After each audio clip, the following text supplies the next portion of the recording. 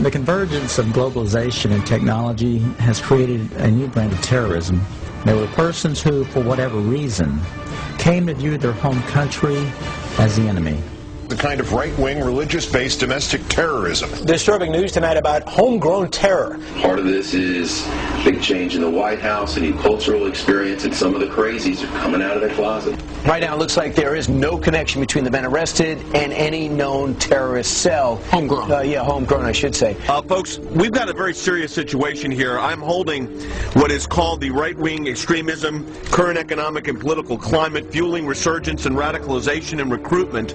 And in it, we talked about the fact that they define pro-lifers as domestic terrorists. They put this in a Department of Homeland Security document, this official assessment, now saying pro-lifers, people that believe in end-time prophecies, people that are opposed to the administration's position on immigration, those of us that are standing up for the sanctity of life and for the sanctity of marriage, all of those are now potential, and this is what they're saying, domestic terrorists. It's a terrorist next door that could be our bigger threat. They call people who believe in the sanctity of life, who believe in owning firearms, who believe in serving their country in the military and coming back, who are very concerned about the policies that this nation is embarking on, spending too much money, taxing too much. It's all listed right here.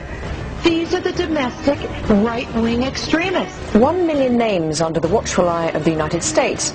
America's so-called terrorist watch list has hit the record number, according to one of the country's most prominent civil liberties groups. That's a lot of people to keep track of. They're adding new people all the time. It's a secret list that you don't know really quite how one gets on, and you don't know how you get off.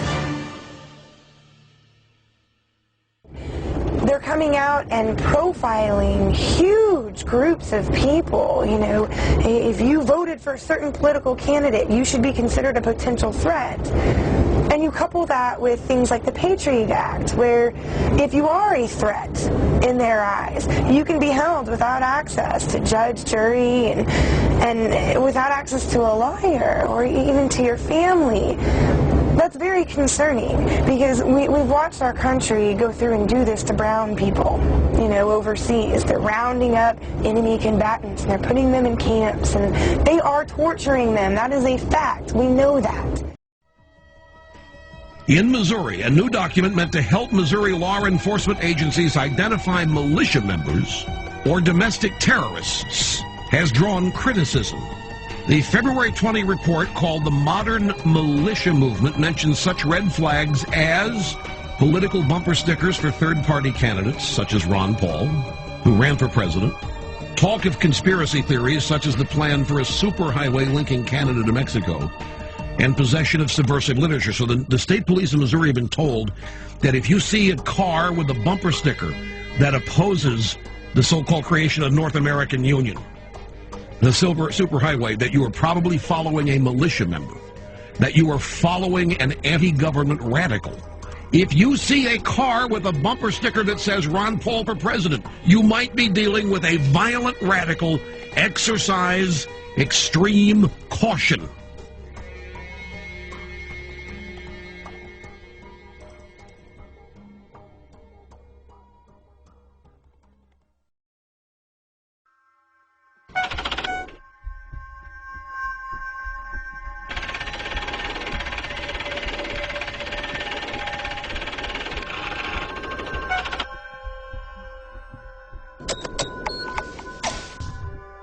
We do know that 28% of their funding comes from the Department of Homeland Security. This is not the first time that a report has been issued to Missouri law enforcement and surrounding fusion centers in other states by the MIAC Center. Previously, there have been several reports, such as the MIAC report in the state of Missouri, but this is the first time that a report such as this actually named individuals. Once you label someone in a derogatory manner, an extremist, a potential militia member, terrorist, whatever term is used, for some people the moniker will remain. Before you can persecute people, before you can incarcerate large numbers of people, you have to marginalize them. You have to create the image that these people are dangerous to society, or they're extremists or radicals. Call them what you will. but marginalize them from the mainstream of society so that at that point the rest of society will accept the persecution that might result upon this group.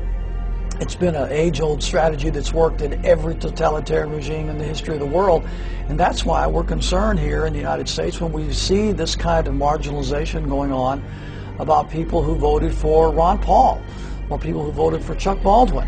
Why are they being marginalized? Why are they being singled out as a potential danger to society? And I think it's shades of the strategies and tactics of totalitarian regimes in history past, and that should never happen in this country.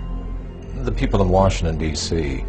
haven't represented what was on the American people's minds for a long, long time. They are the most disassociated, discombobulated, disconnected people on this planet. And they necessarily had to do that for all the violations of the Constitution that they've done. Just how far are you willing to go before you stand up and say no more to the federal government?